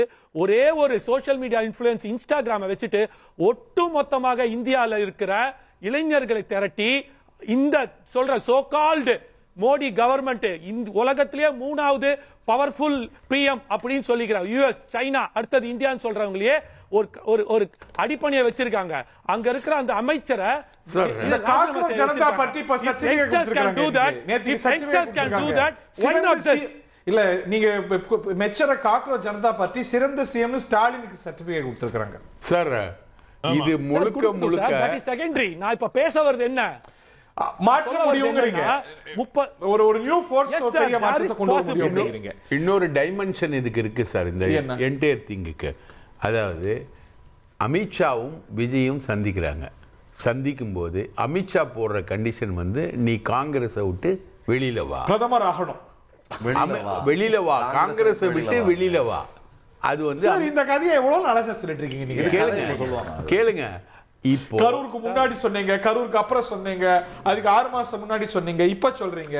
சார், கரூர்ல என்ன சார் சொன்னார் இவரு? கரூர் இன்சிடென்ட் சம்பந்தமா என்கொயரி போகும்போது, நான் இவ்வளவு ஜெயிக்க மாட்டேன், 15 எம்எல்ஏக்கள் ஜெயிப்பேன், ஜெயிச்சா வந்து நாங்க அது பிஜேபியில கூட சேர்த்துருவோம். அவங்களோட டிமாண்ட் என்னன்னா, அவங்களோட டிமாண்ட் நான் தான் சொல்றேன், கேளுங்க. அவங்களோட டிமாண்ட் என்னன்னா, Vijay should come to BJP ADMK alliance. He didn't go. He will go. இல்ல சார், அப்பவே போய் He will go detaching Congress. அதுதான் இந்த பிரைம் மினிஸ்டர்ன்ற விஷயம் வந்து பெரிய அளவுக்கு வர்றதுக்கான காரணம் வந்து, it is the advice of Amit Shah to detach Congress. காங்கிரஸை கழட்டி விடுறதுக்கான வேலை அதுக்கு. not only Congress, கம்யூனிஸ்ட், இந்த சோகால்டு விட்டு போனவங்க எல்லாரையும் சோகால்டு கல்லாப்பெட்டி கூட்டணி இருக்கு இல்லையா, கல்லாப்பெட்டி கூட்டணி ஃபுல்லா தூக்கிட்டு அதிமுக பாஜக கூட்டணிக்கு வர பாராளுமன்ற தேர்தல்ல விஜய் போறதுக்கான ரூட் தான் இது. பாராளுமன்ற தேர்தலுக்கா? ஆமா, எல்லாத்துக்கும் அது எழுதிட்டார். விஜய் போறதுக்கான ரூட் தான் பாராளுமன்ற. சென்றவர்கள் எல்லாரும் இந்த அமைச்சர்களை இருக்க கூடாது. ஏன்னா அவங்க நான் வேற ஒரு கோணத்துல இருந்து பார்க்கிறேன். பாருங்க, ராகுல் காந்தி வந்து ஒரு முறை இல்ல, 2 முறை இல்ல, பல முறை வித்து பார்த்துட்டீங்க, போனி ஆகல. விஜய் ஃபர்ஸ்ட் ரவுண்ட்லயே success. Maybe is a better candidate. எது சக்சஸ் சொல்றீங்க? முதல் தேர்தலில் ஜெயிச்சா சார், ராகுல் காந்தி தோத்து கொண்டே இருக்கிறார். நீங்க அதாவது அந்த விஸ்வ மன்மோகன் எழுதினா மன்மோகன் 80ல 2 எம்பி வச்சிருந்த பாஜக தான் இன்னைக்கு 3வது முறையா இருக்கு. 80ல 2 எம்பி வைத்திருந்த பாஜக தான் இன்னைக்கு 3வது முறையா ஆட்சியில் இருக்கு. கட்சியா பாருங்க, ராகுல் காந்தி பிரைம் மினிஸ்டர்னு சொல்லி எங்கேயும் நிக்கல, நாங்க நிக்கல. அவங்க பிரியங்கா ரெண்டாவது சார், நீங்க யார வேணா சொல்லிக்கீங்க சார். பிரியங்கா காந்தி நீங்க உங்களை ஸ்டாலின் யூபி எலெக்ஷன் பிரியங்கா காந்தி இல்ல சார், நீங்க ஸ்டாலின் சொல்லுங்க, உதயநிதி ஸ்டாலின் சொல்லுங்க, யூபி எலெக்ஷன் பிரியங்கா தான். ராகுல் காந்தி நான் வந்து ஜெனுயினா சொல்றேன். இப்போ வந்து பிராண்ட் ராகுல் காந்தி வந்து ஒரு முறை வித்தாச்சு, 2 முறை வித்தாச்சு. இல்ல பிராண்ட் விக்கிறது கிடையாதுங்க, பிராண்ட்ன்றது விக்கிறது கிடையாது. நாங்க மக்கள்கிட்ட உழைக்க தயாரா இருக்கோங்க. மன்மோகன் சிங் அவர்கள் ஆட்சியில் இருந்தப்பவே ராகுல் காந்தி பிரதமர் ஆகணும்னு நினைச்சிருந்தா அன்னைக்கே பிரதமர் ஆயிருக்க முடியும். யாரும் எதிர்த்திருப்பாங்கன்றீங்களா? செகண்ட் டேர்ம் மன்மோகன் சிங்கே ஆஃபர் கொடுத்தாரு. அதாவது ஒரு இளைஞர் வரட்டும், ராகுல் காந்தி பிரதமர் ஆகட்டும் அவர் வார்த்தையில சொன்னாரு. ஆனா அதை ஏத்துக்கல. அவர் நினைச்சிருந்தா பிரதமர் ஆயிருக்க முடியும். ராகுல் ஆதரவோடு, காங்கிரஸ் ஆதரவோடு விஜய் பிரதமர், அதெல்லாம் 2029 ஹைப்போதெட்டிக்கல் क्वेश्चनக்கெல்லாம் நம்ம பதில் சொல்ல முடியாது. அதாவது அரசியல் ஹைப்போதெட்டிக்கல் क्वेश्चन தான். நீங்க அதாவது ஒரு மனிதர் தமிழகத்தை மாற்ற வேண்டும், 2 திராவிட கட்சிகளை அழித்து பாஜகவையும் வீழ்த்தி 4 சீட்டா இருந்ததை 1 சீட்டாக்கி இங்க ஒரு நல்ல ஆட்சி கொடுக்கணும், ஒரு நேர்மையான ஆட்சி கொடுக்கணும், ஊழலை ஒழிக்கணும், லஞ்சத்தை ஒழிக்கணும்னு வந்த ஆள நீங்க வந்து ஒரு டிஸ்ட்ராக்ஷன் பண்றீங்க. அதாவது என்னன்னா, இது ஆமாங்க, 3 வருடம் இருக்கு. அமைச்சர்களை நோக்கியா? அதே கூட தேவையில்லை என்பதுதான் என்னுடைய கருத்து. அந்த மாதிரி டாக் வந்து நீங்க இன்னைக்கு விவாதத்துக்கு உள்ளாக்குறோம்ல, நம்ம அந்த விவாதத்துக்கு உள்ளாக்க வேண்டியதே தேவையில்லைன்னு நினைக்கிறேன். அது மாணிக்கம் தாக்கூர் சொல்லியே மாணிக்க இல்ல, தாக்கூர் வேற மாதிரி அந்த தானே line தான் இப்ப சொல்றாரு. எடுக்கிறாரு. தேவையில்லை, இந்த பேச்சுகள் தேவையில்லைங்க. அவருனால நீங்க சொன்ன ஒரு வார்த்தையும் திரு காமேஷ் அவர்கள் சொன்னதையும் நீங்க பொருத்தி பார்க்கணும். என்ன? அதாவது ஜான் ஆரோக்கியசாமி இதுல போனி பண்ணி வித்துட்டாருங்க. அடுத்த பாலிவுட், இங்க கோலிவுட் முடிஞ்சிட்டு அடுத்து பாலிவுட், பேன் இந்தியா அப்படிங்கிற மாதிரி தான் அவங்க போறாங்க. புரிஞ்சுக்கிட்டாங்க. பிரசாந்த் கிஷோர் ஒரே நிமிஷம், பிரசாந்த் கிஷோர் ஒரே நிமிஷம். இது இல்ல, நான் நீங்க பேசுறத குறிக்கவே இல்லை. இல்ல, அதை நோக்கி தான். அதாவது பிரசாந்த் கிஷோர் தான் இங்க ஸ்டாலின் அவர்களை முதலமைச்சர் ஆக்கிறதுக்கு பேக்ரவுண்ட்ல இருந்தாரு. ஆனா அவர் சிஎம் ஆகிறதுக்கு அவராலேயே முடியல. இல்ல அது வேண்டாம், விட்டுருங்க. நாம வந்து அது வேண்டாம், நான் அதான் முகேஷ் சொல்றத நம்ம எடுத்துக்கிட்டோம். நீங்க காமேஷ் சொல்றது. இன்னொன்னு, நீங்க ஒரு விஷயத்தை சொன்னீங்க, கல்ட், பிராண்ட். இந்த ரெண்டு வார்த்தையுமே அவங்க உள்ளுக்குள்ள சொல்லிக்கிற வார்த்தை. அதனால இது ஈஸியான ஏதோ போகிற போக்கில் நடந்தது கிடையாது. கல்ட்டுங்கிறது, கல்ட்டுன்னு என்ன அர்த்தம்? கடவுள் நம்பிக்கை மாதிரி ஒரு பக்தி, ஒரு தனி மனித பக்தியால் உருவாகிற ஒரு கட்சி. அப்ப அப்படி உருவாக்கப்பட்டது. இன்னைக்கு அந்த கல்ட்டை அடுத்த கட்டத்துக்கு ஒரு நேஷனல் கல்ட்டாவும் மாத்த முயல்றாங்க. ஆனா ஒரே ஒரு விஷயம், பாஜகவை எதிர்த்து இவர்கள் ஒருபோதும் அப்படி செய்ய முடியாது. அப்போ நான் சொன்னது அடுத்த கட்ட நீட்சியா சார் சொன்னாங்க. ஸோ இவருடைய மீட்டிங்க்கு அப்புறம், யாரு அமித்ஷாவினுடைய மீட்டிங்க்கு அப்புறம் இது நடந்திருக்குது அப்படின்னு எடுத்துக்கலாம். அல்லது அமித்ஷா மீட்டிங்க நம்ம வந்து அதுக்குள்ள அமித்ஷா வந்து இட் சோ ஹேப்பன்ஸ் அவர் வந்து அந்த பாடியோட அதுக்குள்ள நான் அதை சொல்ல. 50 நிமிஷம் என்ன பேசிக்கிட்டாங்க ரெண்டு பேரும்? எவ்வளவு நேரம்? நான் அதுக்குள்ள வரல. ஆனால் 15 மினிட்ஸ் இல்ல 15 மினிட்ஸ் ஒரே ஒரு செய்தி சொல்லிருந்தேன். 15 minutes between Vijay and Amit Shah என்ன பேசிக்கிட்டாங்க? காங்கிரஸ் ஏன் விஜய் அமித்ஷா 2 தடவை டெல்லியில விஜய மீட் பண்ணல? ஏன் இப்போ வந்து மீட் பண்ணல? இல்ல ஒரு விஷயம், ஏன்னா இப்ப இங்க தான் ஜோனல் கவுன்சில் நடக்குது. Right, Congress opportunity. காங்கிரசும் திமுகவும் இணைந்து 49.1, அதாவது பாண்டிச்சேரியும் சேர்த்து 39+1 40 சீட்டையும் அவர்கள் ஜெயிக்கிறார்கள். இன்னும் கடந்த தேர்தலில் ஜெயிச்சிருக்காங்க. அப்ப அதை உடைக்கணும் அப்படின்னு சொன்னா விஜய் இங்க வந்தாச்சு, காங்கிரஸ் இப்போ திமுகவை பிரிச்சாச்சு. இப்ப திமுக தனித்து ஏதோ ஒரு வகையில் அவர் சிஜேபியோட நிக்கிறாங்களோ அல்லது வேற கூட்டணி கட்டுறாங்களோ, அது எப்படி நிக்க போகுது? ஆனால் இப்ப விஜயோட சேர்ந்தா கிட்டத்தட்ட பாதி பலத்தையாவது விஜய் உருவாக்குவார். குறைஞ்சபட்சம் ஒரு 30 சீட்டையாவது அவர்கள் ஜெயிக்கிறதுக்கு வாய்ப்பு இருக்குன்னு வச்சுக்கோங்களேன். ஏன்னா அந்த மூடு இன்னைக்கு இருக்கு இல்லையா? அப்படி ஜெயித்தால் அதுவும் பாஜகவுக்கு இல்ல சார், இதுவும் இருக்கலாம், நீங்க சொல்ற மாதிரியும் இருக்கலாம். இல்ல காங்கிரஸும் விஜயும் இல்ல இப்ப வந்து இந்தியா கூட்டணியே இவரை முன்னிறுத்தலாம், இந்த பிராண்ட் நல்லா இருக்கு அப்படின்னு அந்த முயற்சி பண்ணா இது நல்லா இருக்கு, இது கேட்கறதுக்கு நல்லா இருக்கு. இது வந்து தாவேகாவினர் உண்மையிலே விரும்புவாங்க. ஆனா அது அப்படி நடப்பதுக்கு வாய்ப்பு இல்லை. ஏன்னா இந்த விஷயத்தை காங்கிரஸ் ரசிக்கிறதா இருந்தா அதையே நீங்க வந்து ரசிக்க மனோன்னு விமர்சிக்கணும். நீங்க ஆரம்பத்திலே அதை வந்து விமர்சிக்கிறாங்க. ஆனா ரொம்ப என்ன சொல்றதுன்னா, ஒரு குத்து வாங்கிக்கிட்டு வேற வழி இல்லாம, இதே நான் மறுபடியும் சொல்றேன், திமுக இந்த இடத்தில் இருந்து ஸ்டாலினை முன்னிறுத்தி இருந்தால் அப்படி நடந்திருக்குமா? இப்படி பாலிஸ்டா அவங்க கருத்து, அது அவங்களோட உரிமை, அப்படி உரிமை எல்லாம் இருக்குது. ஏன் ஒரு தமிழ் இப்படி எல்லாம் பேச முடியுமா? இல்ல டெம்ப்ளேட்ல சொல்வாங்க, ராகுல் காந்தியை பிரதமரா முன்மொழிஞ்ச ஸ்டாலின் எங்க தோணலையா? இத திரும்ப சொல்லிட்டே இருப்பாங்க. இல்ல அதுதான் கர்மா. இல்ல அப்படி முன்மொழிஞ்சதுக்கு தான் இவங்க முதுகுல குத்திட்டு போனாங்க. இப்போ குத்து வாங்கிட்டு இருக்காங்க. ஓகே, காமேஷ் சார், நீங்க ஏதோ சொல்ல வந்தீங்க. இல்ல அவர் வந்து இப்போ பாயிண்ட் என்ன அப்படின்னா, சாரி, பிரகாஷ் சார் எப்பவுமே வந்து ஒரு ஸ்கிரீன் பிளே ஒன்று பண்ணுவார். அதாவது விஜய்னாவும் அமித்ஷாவும் என்ன பேசினார், இவர் பக்கத்தில் உட்காந்து வச்சு பேசின மாதிரியே எல்லாத்தையும் சொல்லிட்டு இருப்பாரு. இவர் சொன்ன மாதிரி காங்கிரஸையும் விசிகா கம்யூனிஸ்ட் இவங்களால கைட்டி விட்டுட்டு பிஜேபியோட போகணும் அப்படின்னா இந்த 5 கட்சிகளை கூப்பிட்டுட்டு இந்த அளவுக்கு கஷ்டப்படணும்ன்ற அவசியம் இல்லை. பாஜகவுடன் கூட்டணி இந்த அதிமுக உள்ள கொண்டு வந்திருந்தாலே 47 சீட்டு கம்ஃபர்டபுளா உட்கார்ந்துருக்கலாம் ஒரே ஒரு கட்சியோட வச்சுக்கிட்டு. ஆனா அப்படி செய்யாம தன்னோட கொள்கையில் பாஜக எதிர்ப்புன்ற கொள்கையில் மிக தெளிவாக இருக்கிறார் விஜயண்ணா அப்படின்றத பார்க்கணும். அவர் என்ன சொன்னாரு, பாஜகவுடன் நேரடியில் கூட்டணியில் இருப்பவர்களுக்கும் மறைமுகமாக கூட்டணியில் இருப்பவர்கள் கூட எந்த காலத்திலையும் சேர மாட்டோம்னாரு. அதனால தான் இப்படி ஒரு விஷயத்தை எடுத்தாரு. அதை முதல்ல இவர் புரிஞ்சுக்கணும். பிரகாஷ் சார் புரிஞ்சுக்கிட்டீங்களா? சார், பிரகாஷ் நான் வந்து அடுத்து வரக்கூடிய அமலாக்கத்துறை ரெய்டு, கரூர் சம்பவத்துல சிபிஐ வழக்குல குற்றவாளி ஆக்குறது, அதெல்லாம் ஆதவ் அர்ஜுனா மேல பாய போற அமலாக்கத்துறை, இதெல்லாம் வந்து தீர்மானிக்கும். இதெல்லாம் தீர்மானிக்கும். இதுவரைக்கும் பாஜக என்ற வார்த்தையை நேரடியா சொல்லாத விஜய், பாஜக பேசுவதையே அனுமதிக்காத ஜேசிடி பிரபாகரன். ஹரி சார் 2014 ஜெயலலிதா அம்மா கேட்டாங்க, மோடியா லேடியா அப்படின்ட்டு 2029 2 பேருக்கு தான் போட்டின்னு கூட எங்களால சொல்ல முடியும். நடக்கிறதுக்கான வாய்ப்பு இருக்கு. 2029 2 பேருக்கு தான் போட்டின்னு கூட சொல்ல வாய்ப்பு இருக்குன்னு சொல்ல. ராகுலா விஜயா யார பார்த்து பயம் இல்ல. பாத்தீங்களா நீங்க? பாத்தீங்களா நீங்க? அதே சிபிஐ ஆபீஸ்ல வெளியில சிபிஐ ஆபீஸ்ல தைரியமாக கார் மேல ஏறி நின்னு கை காமிச்சிட்டு வந்த ஒரு தலைவன். சரி சார், தெரியாம வெளியில ஓடி வரல. அந்த தைரியமாக வந்து கை காமிச்சிட்டு வெளில வந்தாரு. அத புரிஞ்சுக்குங்க. அந்த 2 பேர் யார்? ஒன்னு பிஜேபி, இன்னொன்னு டிவிகேவா?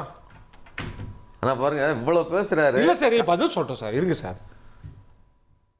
காமேஷ் சார் சொல்லுங்க சார்.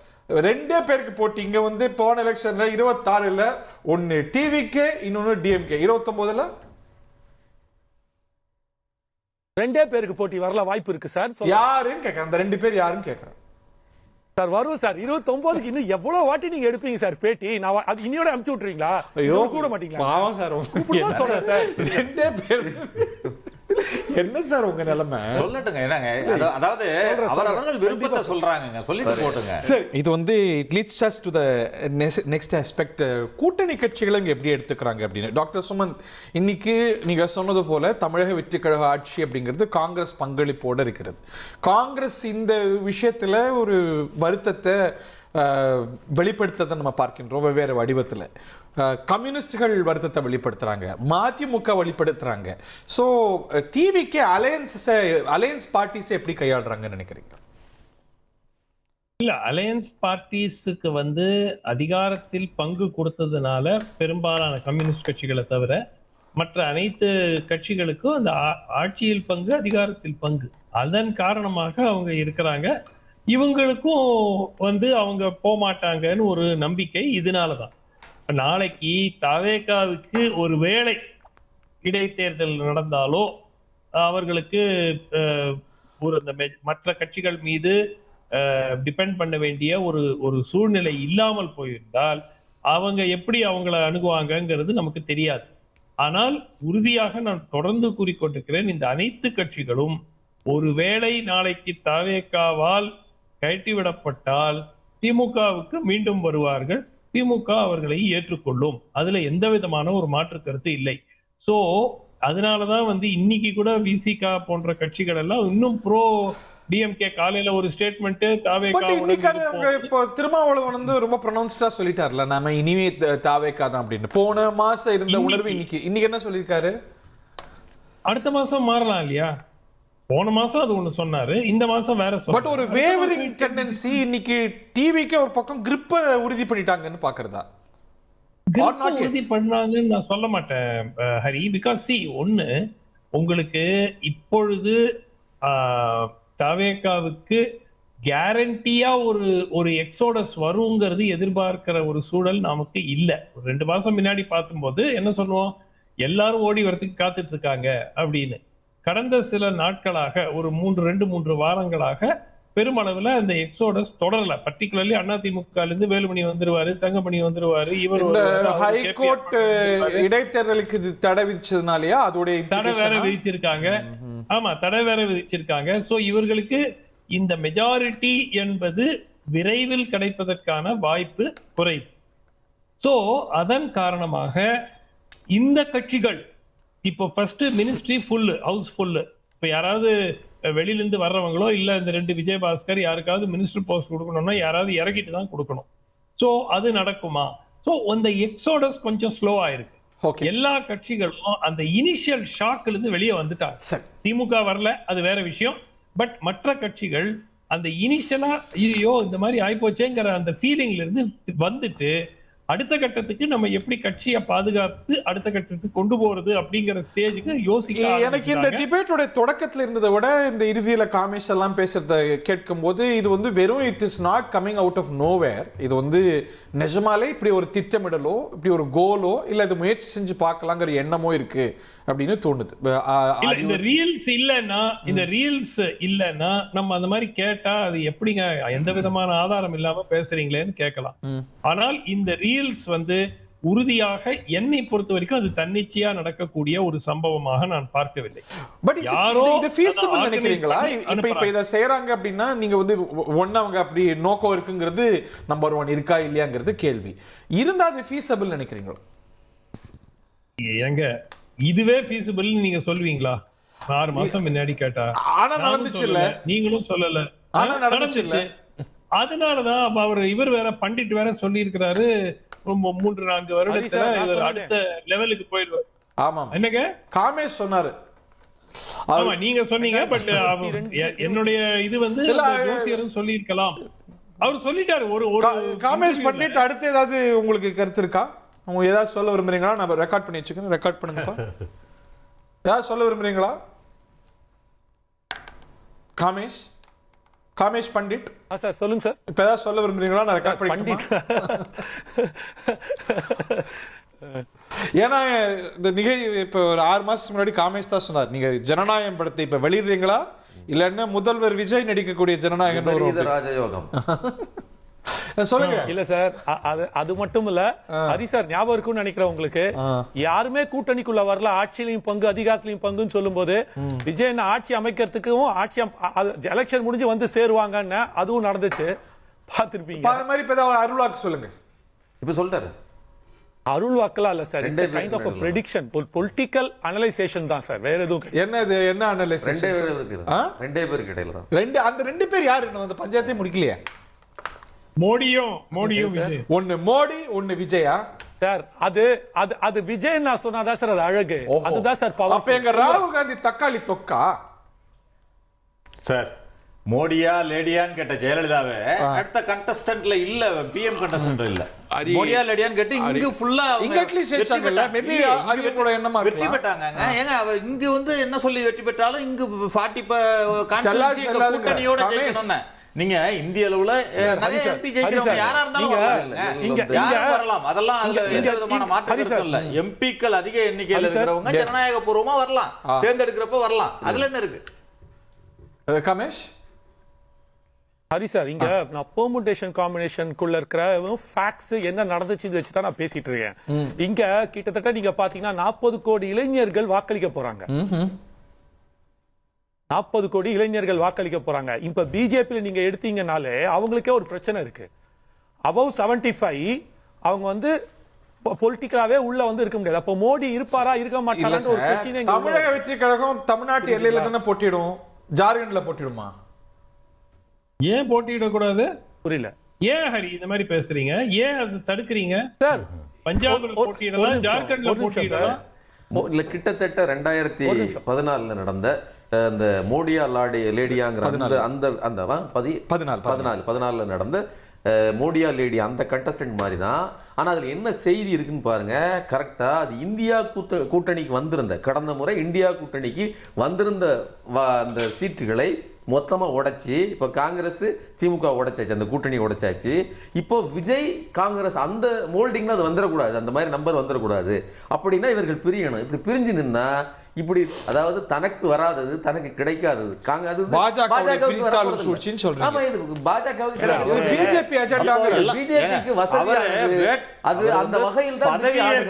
ராகுல் காந்தியை மேடையில் வைத்துக் கொண்டு பதவி ஏற்கிறார். எப்படி பிஜேபியோட பதவி ஏற்கிறவங்க இப்ப எல்லாம் பேசுவாங்களா? எப்படி பேசுவாங்க? ராகுல் காந்தி அது மாதிரி பதவியேற்பு விழா காணணும்னு நினைச்சா இப்படி பேசுவாங்களா? அது சொல்லிட்டே இருப்பாங்க. 2029 வரைக்கும் அதை சொல்லிட்டே இருப்பாங்க.